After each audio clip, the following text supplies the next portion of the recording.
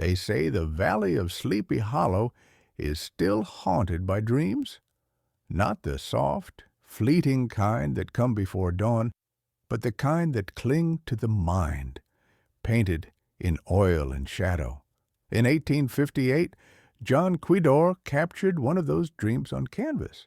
His painting, The Headless Horseman Pursuing Ichabod Crane, takes Washington Irving's familiar tale and turns it into something more, a vision of fear, comedy, and the uneasy imagination of America itself.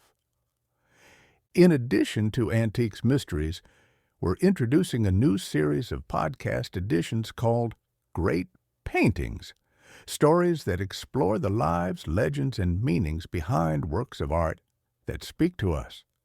This episode brings the two themes together, the mystery of an antique and the enduring power of a painting. We return to John Quidor's haunting vision of the Headless Horseman Pursuing Ichabod Crane, a work that bridges folklore and fine art, the early American imagination, and the anxieties of our own age. In Quidor's scene, Ichabod Crane rides for his life beneath a spectral moon.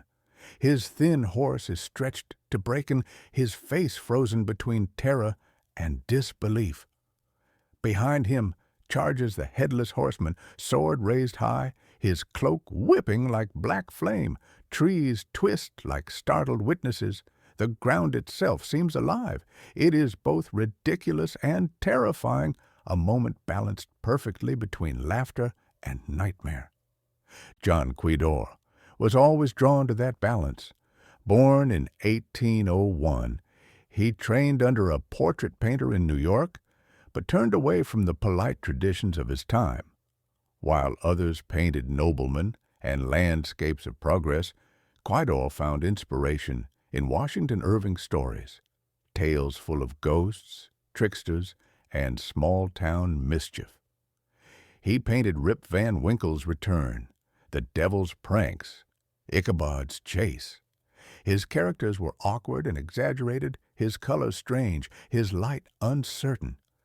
Critics dismissed him as eccentric. Patrons ignored him. For years, he stopped painting altogether, living in near poverty along the Hudson. And yet, his imagination endured. In an age when America was struggling to define itself, still young, still uneasy, both proud and fearful, Quidor's paintings spoke to the contradictions at its heart. His art wasn't heroic or refined. It was ordinary life touched by the supernatural, humor shading into anxiety. He painted not what America wanted to be, but what it secretly was, restless, self-doubting, haunted by its own myths. The painting we know today spent decades in obscurity. It was exhibited once at the National Academy of Design, then vanished into private hands. Like its subject, it seemed to have ridden off into the night. More than a century passed before it reappeared, purchased by the Smithsonian American Art Museum in 1994 with the help of several small endowments. In acquiring it, the museum helped restore Quidor's name to the story of American art. For decades, he had been a ghost. Now his work, once again, stood before the public eye. The painting hung in the Smithsonian's galleries for years, its moonlit forest drawing visitors closer, its energy somehow undimmed, and then, like many of Quidor's works before it, it slipped quietly from display, rested, studied, waiting. The legend, it seems, has a way of retreating and returning, as though it belongs to no single age. Why does this old image still speak to us? Perhaps because we too are pursued by unseen riders. We live in a time of uncertainty and rumor, of fear that gallops faster than truth. The line between fact and story, between reality and belief, has grown perilously thin. Like Ichabod, we move through a darkening wood, glancing over our shoulders at shapes we half recognize, economic anxiety, technological change, political division, a planet growing strange beneath us. The ghosts have changed their names, but they still ride close behind. And yet there's something deeply human in Quidor's vision. Ichabod's terror is our own, but so is his absurdity.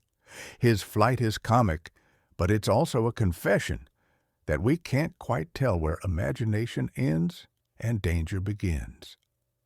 Quidor understood that. He turned folklore into mirror, showing a people both laughing and afraid of what they'd become. Today, the painting survives not only as a work of art, but as a warning. Every generation has its legends, its headless horseman, its long nights of doubt. But art, like the story itself, endures. It reminds us that fear and folly are inseparable, that the unknown will always chase us, and that somewhere beyond the darkness there is still light waiting at the bridge. John Quidor died in 1881, largely forgotten. But his writer never stopped. He still pursues us through time, across canvases and headlines alike.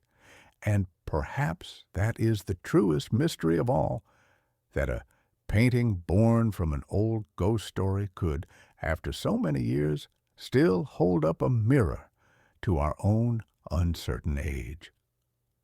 You've been listening to Antiques, Mysteries, and Great Paintings, where history, legend, and art come together to tell the stories behind the objects and images that still move us. This has been Antiques Mysteries from Urban Art and Antiques.com, remembering that some things just have a spark, a mirror with a little mystery, a jacket with real personality, a table that makes your space feel like no one else's. Collecting vintage isn't about the past. It's about finding pieces that speak to you, one-of-a-kind treasures that make everyday life a little more special. Why settle for ordinary when you can surround yourself with stories, style, and soul? Antiques help make your world unforgettable. If you like this podcast, help us out by leaving a rating here or a comment at urbanartantiques.com.